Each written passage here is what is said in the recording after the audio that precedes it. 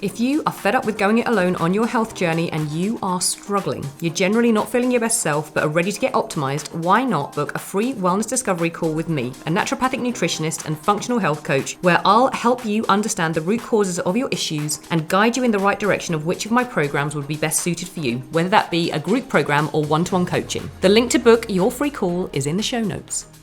I'm Sarah Law, functional nutritionist and owner and founder of Optimized Female, an online health clinic that helps 40 plus women thrive through the 40s and beyond, getting to the root causes of their digestive issues, their bloating, their gas, their immune dysfunction, their hormone chaos, and their inflammation that's driving them crazy. So today what I want to do is run you through a GI map, which is a test that we regularly use with our clients to help them get to part of the root cause of what is actually going on with their body.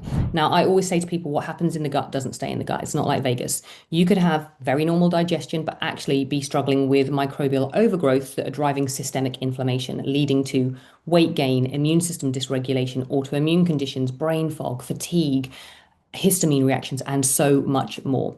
So let me run you through this GI test that we use on a regular basis. So with this client, we can see on page 1 that they have no bacterial pathogens like E. coli or Salmonella. They're all negative, and there's no parasitic pathogens or viral pathogens. But this is where it starts to get interesting. So we come down to the second page, H. pylori. This client doesn't have a significant overgrowth of H. pylori. It's not over the reference range. So that's good to know. And if there are virulence factors, even if this was below the reference range, we would most likely treat this. Virulence factors are the things that would make you much more prone to getting stomach ulcers and stomach cancer from an H. pylori infection. Now, we all have some H. pylori within our digestive tract. It's about how much and whether it's overgrown. So when it's overgrown, if it's causing digestive symptoms, then we absolutely would treat it, because it can actually really mess with things like stomach acid and cause things like reflux. And it basically burrows into the wall of the digestive tract, the mucosal lining, and can cause a lot of damage and can then start to neutralize the stomach acid. So this client has not reported any kind of acid reflux type symptoms. So this is not something we will necessarily be treating in isolation. It will naturally kind of probably come down when we treat everything else. Now, this is where it starts to get interesting. We go into the commensal keystone bacteria. Now, commensal means they are supposed to be in the digestive tract. We live in harmony with them. And that means that when they're balanced, they're great. We don't want them to overgrow, but we don't want them to be on the low side. And we can really see here with this client that they have a lot of low commensal keystone bacteria. Now, this is something we see on a regular basis with women when they are post-menopause, particularly when they are not on HRT, because estrogen is actually really important for microbial diversity. So when we lose estrogen, we lose that microbial diversity, particularly those commensal keystone bacteria. And when they are low, they can cause significant issues. So things like this fecal bacterium prausnitzi, very important for the production of short-chain fatty acids. And short-chain fatty acids are crucial. So what short-chain fatty acids do is they ferment dietary fiber, and that then makes them produce these short-chain fatty acids like butyrate, acetate propionate, and they are energy sources for our colonocytes within the digestive tract, which helps to basically maintain intestinal health. That keeps the mucosal lining of the gut in check, intact. And that is super important because 80% of our immune system is located in the gut lining. So we need a nice, strong mucosal lining. It's only one cell thick. It can get damaged easily. We need a nice, strong mucosal lining to keep the contents of the gut in the gut and not escape, and not to stimulate an immune response. So if there are gaps, if there is a leaky gut, which is much more likely when you have less short-chain fatty acid production and low commensal bacteria, then you are going to get these tight junctions that kind of pull apart. Undigested proteins can escape through the gut lining, stimulate an immune response, and that can lead to an overactive immune system and an overactive immune response. Now, there is actually research that shows that in endometriosis, the lipopolysaccharides, which are endotoxins from gram-negative bacteria, are escaping through the gut lining, and they are stimulating TLR4 receptors in the peritoneal cavity. TLR4 receptors are like little fire alarms. They're little signal alarms that basically detect when something is in the body that shouldn't be there. So they kind of signal to the immune system to tell the immune system to come along and create inflammation, which is how we get rid of bacteria and pathogens.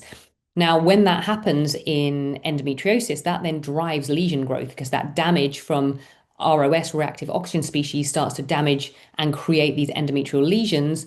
And those endometrial lesions then become their own source of estrogen. It's not coming from the ovaries, it's coming from the lesions. So that's really important to know when it comes to that leaky gut situation and lipopolysaccharides, which are coming from gram-negative bacteria, which are the ones we don't want in excess. So fixing this leaky gut, super important. Again, postmenopausal client, when we lose the protection of estrogen, that also means we lose integrity of that gut lining. So that means we don't have as much solidity, much more prone to autoimmune conditions, inflammation kicking off from the immune system, driving inflammation, because that's what the immune system does. It's doing its job. We can also see the phyla are both very low. So these are kind of like big categories of bacteria in the gut, and they're both very, very low. These need to be brought up into balance. So this is going to require making sure that this client has enough fiber, polyphenols, which feed those good bacteria, to really start to feed and nurture those bacteria back up again. We will also put in a probiotic to help with that to begin with. Now, when we come down here, this is where we start to see some things that are overgrowing that shouldn't be. So dysbiotic and overgrowth bacteria. When these start to overgrow, it's often due to low stomach acid. So we can see here that this one is below the reference range, but still overgrowing. And these two are growing, and we don't want them to be in the red. Pseudomonas is a big histamine producer, so this client will probably be experiencing some histamine reactions. So very important to get that one back into balance, because we don't want an excess of histamine. Histamine is very important for the immune system, for stomach acid production, etc., but we don't want it in excess because it can drive a lot of symptoms: brain fog, fatigue, mood swings, migraines, bloating, hives, rashes, heart palpitations, 2 a.m. wake-ups, anxiety a lot. So we definitely need to get this back into a state of regulation. So this is going to require some antimicrobials and a 5R gut protocol to bring this back into balance. Now, like I mentioned, we often see this when there's low stomach acid, and stomach acid naturally declines with age, but also with stress. So I know this client has a very busy role and has a business that she runs. So it wouldn't surprise me that stomach acid is low, and that is why these are having the ability to overgrow.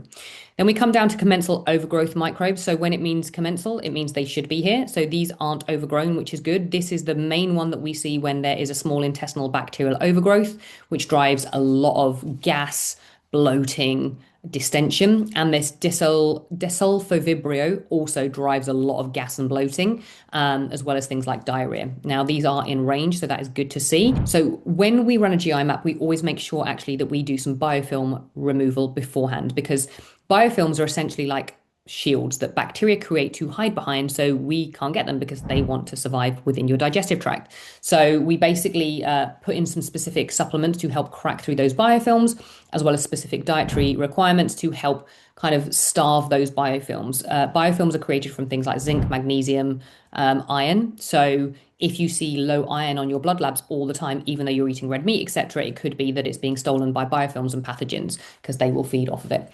So we always run that to make sure that we're actually seeing the truth on one of these tests.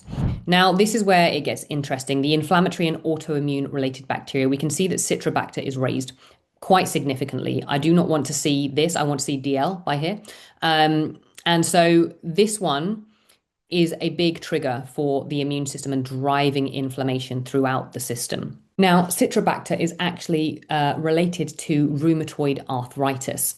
So when you look at different bacteria, they can drive up different kinds of autoimmune conditions. So Klebsiella, very much associated with Crohn's disease, ulcerative colitis, ankylosing spondylitis, and arthritis type situations.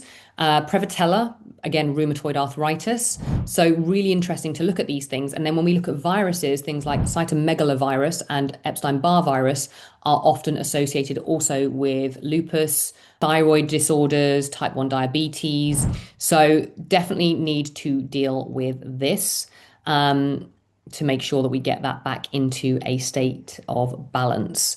It's also a hydrogen sulfide producer, so that can produce a lot of gas as well, and it's a histamine producing bacteria too. So this client has got a bit of a double whammy there with the Pseudomonas and the citrobacter that's going to be driving hydrogen sulfide and histamine. So gas, bloating, and histamine reactions, essentially.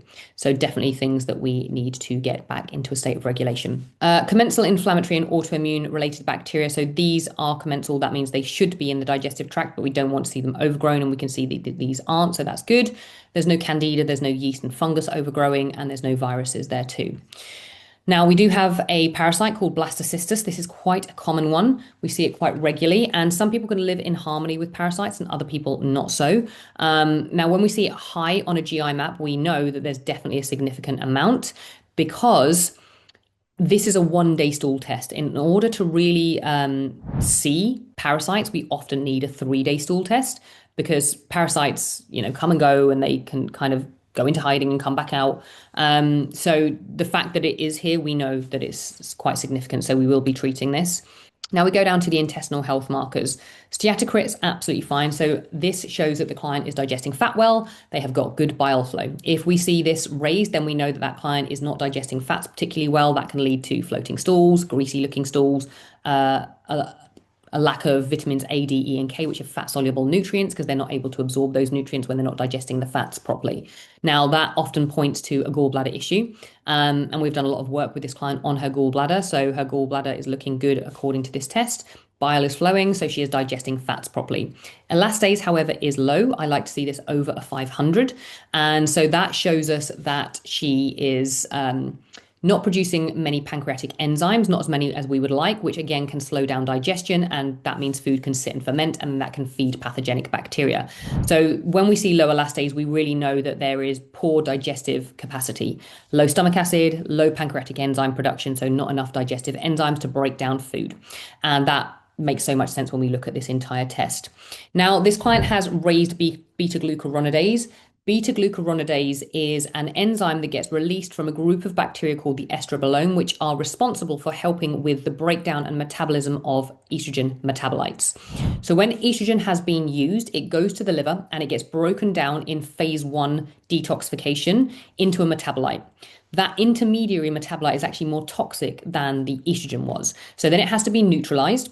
And then bile comes along, grabs it all and dumps it into the gut. And then it gets packaged up by the estrobolome and should get excreted either via our stool or in urine.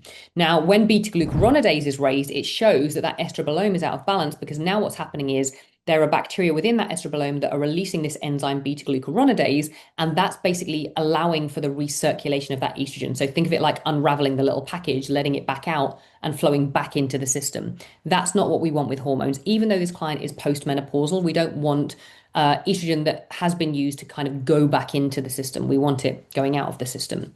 Now we look at her immune response. So secretory IgA is antibodies, basically, antibodies that are produced within the gut to bind things up in the gut.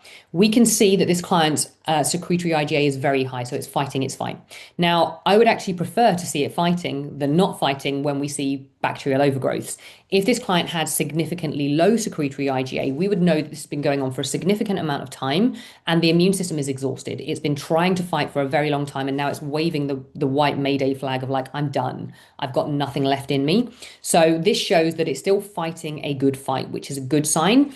Now, when we have low secretory IgA within the gut, we often need to think, is there an overactive immune response outside of the gut? Think of it a bit like heating water in your house. If you wanted to heat water in your house and get it downstairs, but someone is using all the hot water upstairs, there's not enough left over to get downstairs. So the same with secretory IgA. If it's all being used in the immune system outside of the gut, there's not enough of an immune response, there's not enough energy left for the immune response within the gut.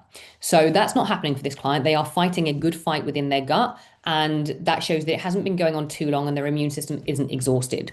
Now, we can see that they are reacting to gluten. So anti-gliadin IgA shows that they're having an immunological response to gluten right now. So we are absolutely pulling gluten out. We are fixing that gut lining, because one of the things that will damage the gut lining in the first place is gluten. And we're going to fix that gut lining. And then once we've done that and we've regulated everything and rebalanced everything, we can start to reintroduce gluten. It doesn't mean that they have to be gluten-free for the rest of their lives, but it's something important to think about, especially when there are low hormones, because we have less integrity of the gut lining anyway, and then we've got an assault from gluten on the gut lining. Now, eosinophil activation protein is fine, so there is not an eosinophil type picture there, eosinophilia, which again is an immune response, and inflammation, calprotectin is actually fine within the gut. So this client isn't at the stage yet where they have massive amounts of inflammation in the gut from everything that's going on. So this, to me, doesn't look like it has been a really long-standing problem, because otherwise we would probably see calprotectin a lot higher too. But they do not have massive amounts of inflammation within the gut. But there is definitely an immunological response. There is definitely low stomach acid, low pancreatic enzyme production, and there are overgrowths of things that will be driving histamine and systemic inflammation that we will be dealing with through a 5R gut protocol. So I hope you find that really useful. If you would love to run a test like this with us, please let me know and we can order this for you. And this is the kind of work that we do on a one-to-one basis with our clients through our Renewed Vitality program.